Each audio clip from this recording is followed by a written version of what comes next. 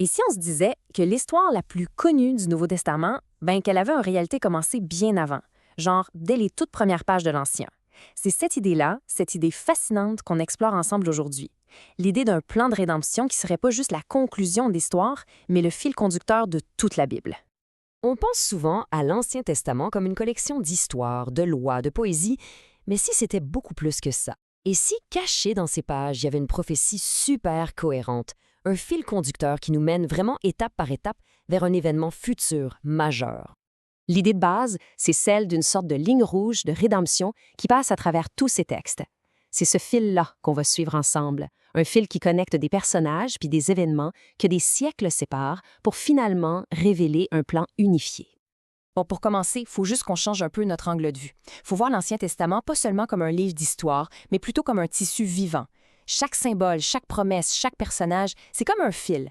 Et tous ces fils-là ensemble, ils tissent un portrait qu'on va comprendre pleinement seulement bien plus tard.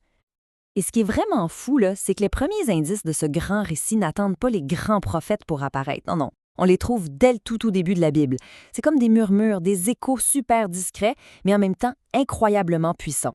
Alors, tout ça, ça commence dans le livre de la Genèse, avec deux moments vraiment fondateurs. Ce sont les toutes premières traces, les premiers échos de notre fameux fil rouge prophétique qui commence à peine à se dérouler. Le tout premier murmure, c'est cette promesse un peu obscure mais pleine d'espoir faite à Ève, juste après la chute. L'idée qu'un de ses descendants voit un jour écraser la tête du serpent. C'est interprété comme la toute première graine de l'Évangile, la première lueur d'espoir dans l'histoire de la rédemption.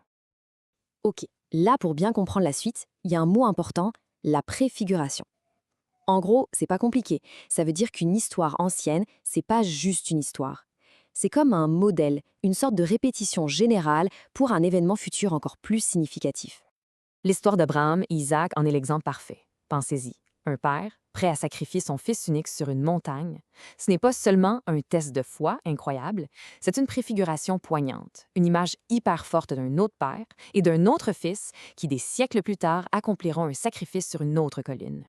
Après ces histoires fondatrices, le fil rouge continue son chemin, cette fois à travers les rituels et les institutions d'Israël. Parce que même les lois et les cérémonies les plus détaillées, c'était pas juste des règles, c'était des symboles vivants qui pointaient vers l'avenir. On va prendre 4 gros exemples. L'agneau de la Pâque, le tabernacle, les sacrifices de tous les jours, puis le rôle du grand prêtre. Chacun de ces éléments était au cœur de la vie d'Israël et chacun est vu comme un symbole en attente, une pièce d'un puzzle qui n'est pas encore assemblée. Et c'est ici que tout prend son sens. Chaque symbole de l'Ancien Testament est comme une ombre projetée par une réalité qui s'en vient. L'agneau pascal dont le sang protège de la mort, ça devient une esquisse de l'agneau de Dieu.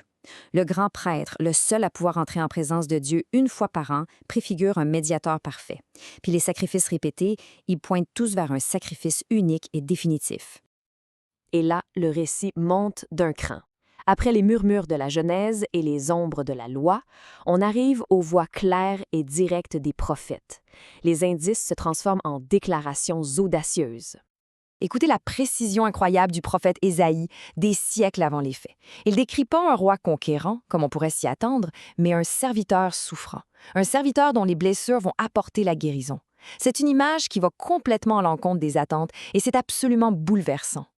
Puis, il y a Michée, qui va encore plus loin.